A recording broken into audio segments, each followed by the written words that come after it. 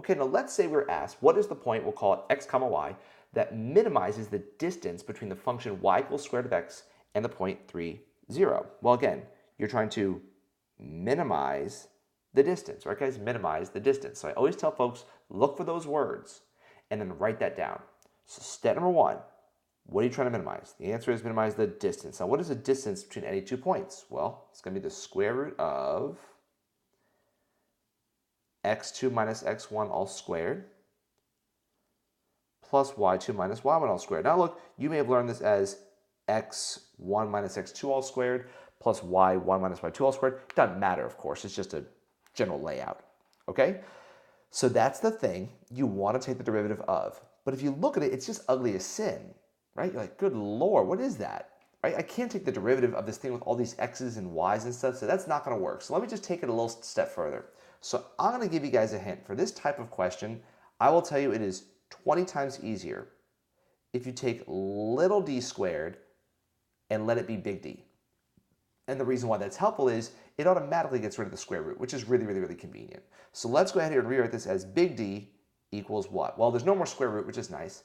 And then what I'll do is this. I'll say, well, look, I know the first x coordinate of one of those points. Let's call it 3. So I'll do it as 3 minus what?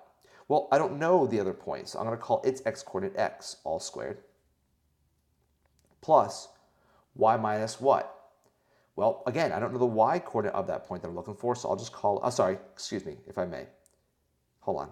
Let me be slick about this. You know something? Here's what I'll do. Do you guys mind? I'm going to back up for just a second. I hate that this is going to be 3 minus x all squared. I kind of saw that and I thought, ooh, I don't like that. So pardon me, this is not right or wrong.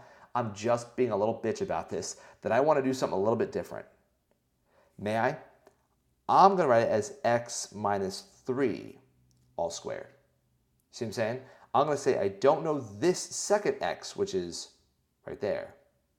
But I do know the first x, which is 3. You'll see where this is going.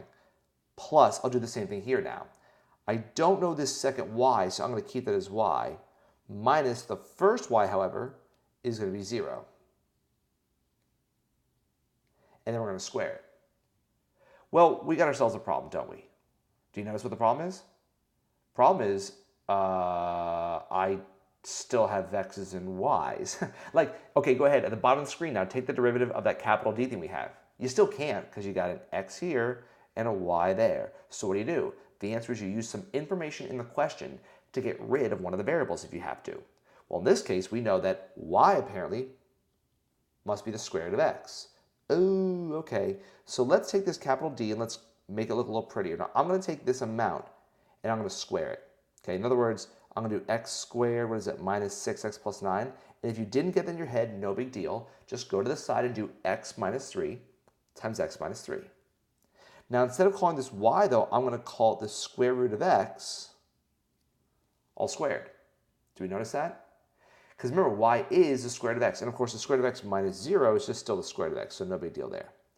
So this gives me capital D is equal to what? Well, it's going to give us x squared minus 6x plus 9 plus x. And so if I clean that up, that gives me capital D is equal to x squared minus 5x, right? Because it's negative 6x plus 1 plus 9. And there we go. So now look at what I've successfully done. I've taken this, what was originally just god-awful distance formula, and I've used the information in the question to kind of move some things around, and now everything's in terms of x. So guess what I'm going to do? I'm going to take the derivative, and I'm going to set it equal to 0. Look, the derivative is 2x minus 5, set that equal to 0. That's it. Add 5, we got 2x equals 5.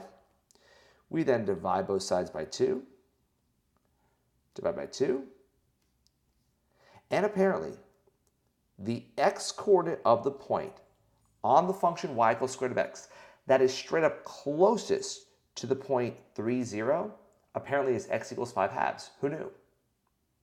And in a similar sense, you say, well, John, what's the y coordinate? Well, the y coordinate is just what? Yep, it's just the square root of 5 halves. So to answer this question in all its glory, I mean, I guess I write it here in blue, the point is 5 halves, comma square root of 5 halves, and there's your answer.